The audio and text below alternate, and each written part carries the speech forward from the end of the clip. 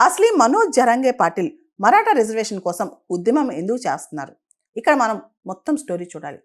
మహారాష్ట్రలో 32% మంది మరాఠాస్ ఉన్నారు.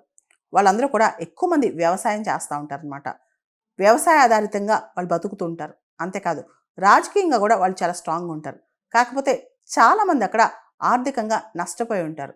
ముఖ్యంగా విదర్భ, మరాఠ్వాడ ఈ ప్రాంతాల్లో వెస్టర్న్ ఘాట్స్ షాడోలు ఉండటం వల్ల, అంటే పశ్చిమ కనుమలు అక్కడ ఉండటం వల్ల వర్షాలు ఎక్కువగా పడవన్నమాట. దాంతో అక్కడ పంటలు సరిగ్గా పండవు. అండ్ ఎప్పటి నుంచో మరాఠా రిజర్వేషన్ ఇప్పుడే కాదు, మేము చాలా నష్టపోయి ఉన్నాం, మాకు రిజర్వేషన్ కావాలని చెప్పి ఎప్పటి నుంచో గొడవ ఉందన్నమాట. మనందరూ తెలుసు, అప్పట్లో ఓబీసీలకి మండల్ కమిషన్ ఇచ్చిన రిపోర్ట్ ఇంప్లిమెంట్ చేయాలని చెప్పి చాలా పెద్ద ఉద్యమమే అయిందనమాట. దానిలో భాగంగా మరాఠాస్ని కూడా ఓబీసీలో చేర్చాలని చెప్పి అప్పటి నుంచే చాలా డిమాండ్ ఉంది. ముఖ్యంగా మరాఠాస్కి ఎడ్యుకేషన్ ఇన్స్టిట్యూషన్స్లో, గవర్నమెంట్ జాబ్స్లో కోటాస్ కావాలని చెప్పి అప్పటి నుంచి అడిగారనమాట. అయితే రాజకీయంగా మరాఠా కమ్యూనిటీ చాలా స్ట్రాంగ్ అని చెప్పొచ్చు.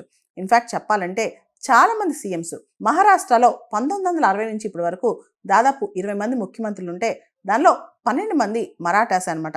మరాఠా కమ్యూనిటీ నుంచి ఇంతమంది సీఎంస్ అయినా, ఇంతమంది మినిస్టర్స్ అయినా మరాఠాస్కి పెద్దగా చేసింది ఏమీ లేదంటారనమాట.